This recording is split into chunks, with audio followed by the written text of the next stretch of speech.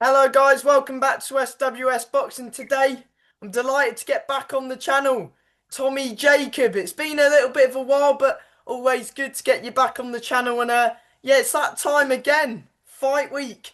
Been a little bit of a while since you fought in the, of course you've had some fights away from the pro scene, but yeah, back in the pro scene now. This time you're taking on James Drummond, who's had two fights, one win, one defeat, in 6 rounds, super middleweight in Malta. How you doing today, Tommy? Yeah, I'm doing fantastic. Thank you for having me on, first of all. Yeah, it's um it's an intriguing fight. It's not the fight that was originally set up for either of us, but unfortunately both of our opponents pulled out. So we were sort of left with this or no option really. Like we couldn't get no one in last minute. So it was a case of we was gonna have to box each other. It was like, fuck it, let's do it. Oh, so he was meant to be fighting someone else on the show. Yeah, so myself and Scott Dixon are putting on the show. Um, we've got four WBU world title fights. We've got a WBU bare knuckle world title fight, which Scott is in. Um, I was due to be facing Simone Brusa from Italy. Decent record, decent ranking. That was for the World Boxing Foundation Super Middleweight International title. I've already won that title, but at light middleweight. So we used to be having it as super middleweight. Um, he pulled out, wouldn't give us no reason why. So we was looking for someone else, and James's opponent pulled out, and it just made sense. Fuck it, we'll jump in with each other.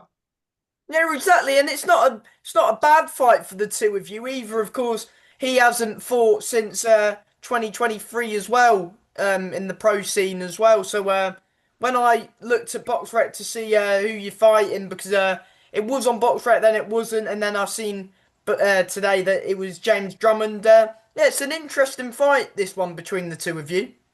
Yeah, no, listen, it's a very decent fight. I I sort of fell out of love with with um with pro boxing over here. The British Boxing Board controls all fucking fake, pretty much everything. Obviously, my last fight I was as a journeyman.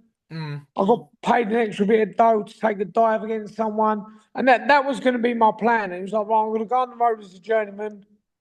I got paid extra bit of money by Barry Smith to take a dive against Frankie Davey, but it broke my heart because when I've got out of the ring, every man their dog's going, how'd you just lose to him? He's useless. I'm going, oh, he just caught me with a good shot. Oh, and I was like, it was heartbreaking. But that was going to be the plan. The plan was going to be I wanted to be a journeyman. I've been in the game too long to not have earned no money out of it. So I thought I'm going to go on the road as a journeyman, earn a bit of dough. I've done it once, and it broke me heart. I died a little bit inside. So obviously I'm coming off a loss. He's coming off a win. He's got a 50-50 record. It's yeah, it's on paper it's a completely even fight. And I know James, he sparred at my old gym with one of my teammates. I know his team, so yeah, it was an easy fight to make. It made sense for both of us. He's living over in Malta. He's going to have good support over there. Obviously, I'm flying over tomorrow. So yeah, it's just one of. It's a shame that the title's now off the cards because the geezer I was fighting, I say, had good record, good ranking, and winning the WBF International. I'd already got it cleared that when I won that, it would put me in place for a WBC Mediterranean title because I'm living between England and Malta now, and it would have made perfect sense for the fight that was already booked in, but the geezer pulled out for whatever reason.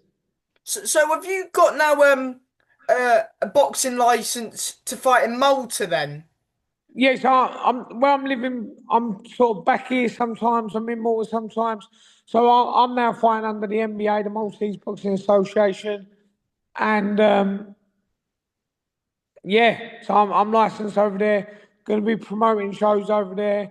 Going to be promoting shows in Gibraltar. I might get my promoter's license over here. Obviously, I co-promoted a show over here that I put on myself. I boxed on, Yeah, and yeah. yeah, so it potentially could be doing that over here as well. Because that was in Colchester, wasn't it? That one. That was in Colchester, yeah. Um, the beauty of it when I put on the show, so we only had 6 fights, and it was 50-50. You had three home winners win, you had three away fighters win, because I said to everyone, there's no such thing as the away corner can't win. Everyone has to come to win, or you're not on the show. Simple as that. Because I want it to be real. Now I got chinned. I got hit after the bell and fucking put to sleep. One of them things. But Mm. I would rather lose in a real fight than win against someone who's coming to lose. So that the very beauty of fighting James on Friday is I know he's going to come and try and take me head off. Yeah, I mean it'll because I believe because I think I interviewed him at the start of when he was starting his career in there. I believe he was fighting in Torquay in the Midlands and stuff. But yeah, so Yeah, he's moved out there, has he, and training out there? yeah. Well, I think he's originally from Exeter, but I know he's living out there at the moment. I don't like with work and all that, so he's out there training out there.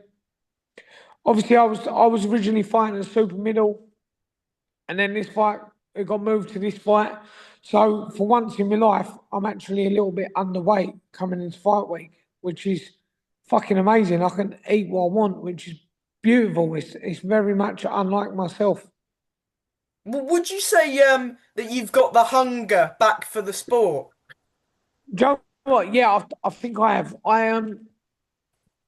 Like I say, like with the border control. So I got called in after I'd done my journeyman fight, and they called me in front of the board, and they turned around and went, right, you've put on too much weight since your debut. So bearing in mind this was over the space of 2 years, and they went, right, you've gone from 74 kilos to 81, so we're going to take your license away from you. I went, yeah, sweet, take it. Like I'd fallen completely out of love with it. Then my manager at the time, Mo Pryor, went, Tom, I've I've got the paperwork signed from the border control from the show. The weight that they've put down on BoxRec is wrong, which is what they was going off in this meeting. Is I've got the weight here. You was like 79 something. So I put on 5 kilos in 2 years. It was like, we can get your license back, blah, blah, blah. I said, mate, if I'm real, I don't really want it. He's like, what do you mean? I said, I couldn't care less about boxing in this country. I said, I don't mind if I go abroad, have some fights over there, but I've got no interest. Like, how can they try and tell me they're going to take my license off me for putting on probably less weight than what most people do the night after a fight and Mm. over the course of 2 years? Now, I've always been a fat cunt. I've always struggled with weight. The scales is my fiercest opponent. The best I've ever boxed in the paid ranks was boxing a super middle. I finished as a junior in the amateurs. He's 75 kilos, so super middle. So I was like, you know what? If I ain't got to kill myself for weight, I'll have a go. Like I'm old, I'm no spring chicken, but I can still have a year or two of going here, super middle, and see what I can do. Yeah, 100%.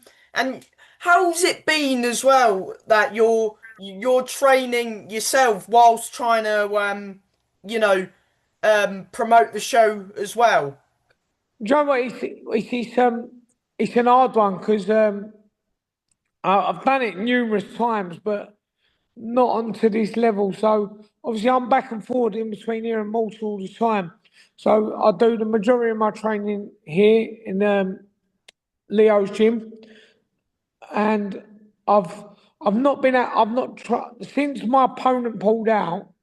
I've took my foot off the gas a little bit, and I'm not trained nowhere near as much as I wanted to. I had an unlicensed fight a few months back on one of my own shows against an ex-pro, and I knocked him out. And I'm not a puncher. I think just holding that bit of extra weight obviously helps, and it obviously delivered through. It's all fight now. It's fight week. It's getting a little bit tense because I'm making sure that everyone's got their flights, their hotels, things like that. Like, because we're having to fly people over, cameramen, things Opponents. like that. That's the stress of it that you could probably do without. However, diamonds are formed under pressure, so I'm no stranger to a bit of pressure. And normally, when I'm under pressure, it's normally when I perform. Yeah, definitely. And is there any fights that you quickly want to give a mention? Of course, you mentioned you've got a couple title fights on there. Do you know what? It's a fantastic fight card. Um, Yeah, so it's a fantastic fight card. We've got Clarence Goyam fighting for light middleweight WBU world title. He beat the likes of Josh Kelly, Ted Cheeseman in the amateurs. Fantastic lad. He's from Sweden. Obviously, this is a very multinational show. So we've got obviously myself from James. Obviously, my opponent's from England, but he's living in Malta. We've got Stephen Robinson. Stephen Robinson, Drago, he's coming over from England. Um, we've got Nicholas Elfstedt, who's Swedish but based in Malta, boxing another Maltese fighter for the WBU world title at their respective weight. Um, Brandon Borg, Maltese fighter, another WBU title fight, fighting a geezer from Croatia, I want to say. So it's good. We're bringing a lot of different people together from a lot of different places in the world, Paul and Pierce as hopefully, well who's fighting on it. say again. Paul Pierce, is it? Yeah, Paul Pierce is fighting Clarence Goyam. So yeah, we're bringing people from all over, and it's an exciting fight card. And I think it's going to be the first time in Maltese history that we've had this many world titles on a card. I think they might have done one or two in the past, but and listen, people will go, oh, it's only a WBU. However, our beloved Ricky Hatton, who's sadly just passed, most famously WBU champion. Mm. There's been so many great WBU world champions. Um, so it would be an honour for any of them to win that WBU world title, and it's a bloody exciting show. Yeah, 100%. I mean, and as well, you mentioned it's a bit of a an international card, with fighters from the UK, Croatia, all over. But it's good that, you gauge fans from different countries, their supporters who will want to be tuning in to the stream, which I believe it is to tell the people where it's streamed, the show. So it's on Lounges TV. So it's a brilliant platform. It's what I've been using on my unlicensed shows. It's a fantastic platform. It can be watched anywhere in the world on any device, smart TV, phone, tablet, PC, laptop, and it's a fantastic platform. And each of the fighters are going to be able to get people from their respective countries tuning in. So hopefully we draw in some big numbers and the people get their respective support from their own countries. Yeah. And have you put a show on in Malta before? Do you know what the venue's like and stuff? So I've not put a show. So I've actually cornered people at this venue, but this venue is very unique. It's an absolute beautiful place. So there's actually so the Monte Cristo Estates. There's actually three venues there that you can use for boxing. Now the venue I've cornered people for is outside. So we've got the inside part, and I was over there the other day, and it's a lovely venue. It's very compact. So you've got tiered seating around the side, like theatre style seating. There's going to be tables around the ring, but the layout of it is going to feel so very compact. And when that's full of people, it's going to feel like the Colosseum, and the atmosphere in there is going to be incredible, and it's very exciting. Like Nicholas Elfstedt and his opponent, Jean Claude Mifsud. Forgive me if I said his name wrong. Obviously, they're both based in Malta, and they're gonna be bringing good fan bases with them. When them two are in the ring, it's gonna be you're gonna be able to cut the atmosphere with a knife because, like I say, it's so compact, so intimate. This venue, it's going to be insane, the atmosphere now. I'm very excited for it. Yeah. Do you know like who's your main event for this one? So the beauty, and so why I've decided to start doing these over in Malta is because what we can do over there is the Maltese Boxing Association is obviously a professional boxing association. They're completely sanctioned with the EBU, etc., etc. But what we can do in Malta, which we can't do in a lot of other places, is once the pro boxing's finished, we can have a little bit of a break. And once the officials will leave, do whatever they do, or go and sit in the crowd, and then we can carry on with some other boxing. So we've got a couple of amateur fights. So we'll have the pro boxing. Once it's finished, the officials will leave. Then there'll be new officials come in. And then we've got a couple of amateur fights. And then we've got some influencer fights. And that's what's good about being over there. And then the actual main event is none other than Scott Dixon himself, the Scottish legend, against Ben Hatchett, and they're fighting for a bare knuckle WBU world title. Hence why the titles on the card are all WBU, because the WBU are now the first boxing governing body that are going to sanction bare knuckle boxing. So obviously bare knuckle boxing is growing massively at the moment. It's everywhere you look, with Conor McGregor and all that putting shows on James everywhere. DeGale. Exactly. James Gow done it. Jamie Cox done it. There's Frankie Gavin's done it. Some of the best fighters this country has ever produced have jumped into that bare knuckle scene.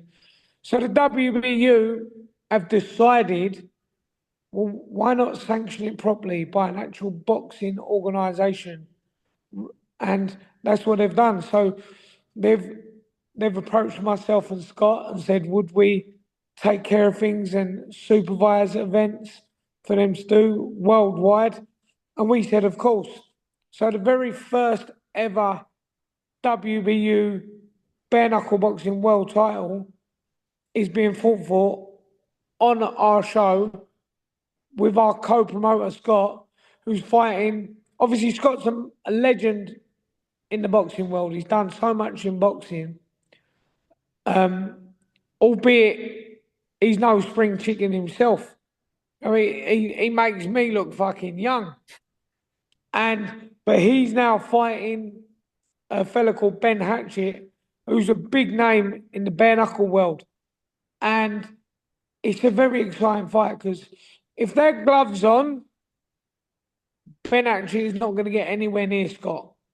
And Scott's going to make him look silly all day and all night. Now, with no gloves on, it's a very, very different game. It's a very different sport.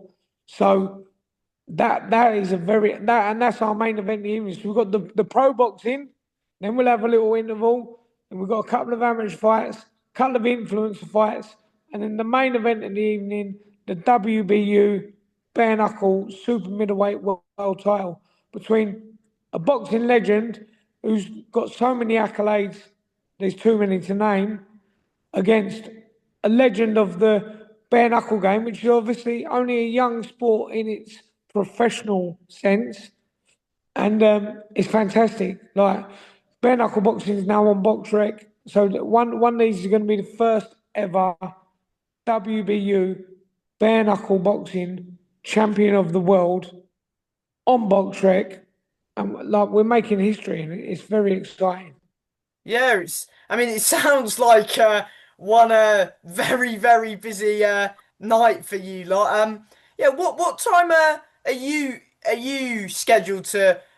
Would you say you're on more earlier or? Yeah, I think I'm definitely going to be on earlier in the night. Obviously, I did have a 10 round title fight to begin with, but with my opponent pulling out, I've now got a 6 rounder. I believe there's one or two 4 rounders. I'm probably going to be within the first 3 fights, I would imagine. And I ain't gonna lie, I can't wait to just get it over and done with. No one ever wants to be on first, certainly not myself. So if I can be on second, third, or whatever, as soon as I get that fight done and just chill out and then go get my promoters out back on and go to doing everything else, then I'll be a very happy man. Because yeah, it's a lot of stress when you're promoting a show as well as boxing on it. Obviously you're wearing a different hat every minute. 1 minute I've got me out on training. Next minute I'm making sure people have got the right tickets, selling this, selling that. They've got their pay-per-view links. They've got their posters, everything. Obviously, not many people, no, not many boxers know how much goes into putting on a show. So it's quite exciting to be doing it from both angles at the same time, and yeah, I'm looking forward to it. Yeah. Well, yeah. Well, final message to the fans and why they should be tuning in to the event on it's yeah, Friday, sorry, not Saturday. Yeah, no, it's Friday. Final message is there is a link in my bio where everyone can click on, get a pay per view, £10 and land your TV. I think there's a little admin fee which comes with everything on the internet. It is going to be the first time ever that you've got the WBU or any boxing governing body sanctioning bare knuckle boxing, and we've got a world title fight as our main event with 4 WBU world title fight proper boxing fights on the normal show. Plus, well, I think we've got 10 pro fights in total, a couple of amateur fights, a couple of influencer fights, and the bare knuckle world title. It's an absolute stacked show that I'm very excited to not only be promoting but to be a part of. It's very exciting, and it's the start of something huge. We've got some huge stuff up our sleeves. I'm not going to divulge too much, but we've got some absolute huge platforms that want us on the biggest platform wants us on. Um, we're going to be putting shows on in Gibraltar as well. We've got the venue where Povetkin fought Why? Dillian White. Yeah. We've got another two venues over there. I'm in talks with another venue in Egypt. Basically, what we're gonna focus on the Mediterranean and hit up that area because there's so much untapped talent there, which doesn't really get the coverage that it deserves. Like Yeah. England, everyone gets to see ya. America, everyone gets to see ya.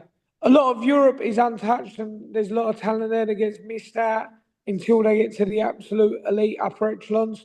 But there's so much good talent that we're hopefully going to put out there and showcase to the world on the very biggest platform that there is, starting next year. But first of all, Friday night, make sure everyone who is watching this tunes in to Lounges TV. You get to see someone punch me in the head, and you get to see a lot of other people have a tear up, plus some amateur fights, influencer fights, and the WBU super middleweight bare knuckle world title. Yeah. I mean, that's good. And yeah, well, thank you for your time as always, Tommy. I do appreciate it. Good luck with your fight and good luck with the show as well. Thank you. Sam, absolute pleasure. Thank you for having me on. It's always a privilege, mate. Anytime, mate. Thank you. Goodbye. Thank you, mate. Goodbye.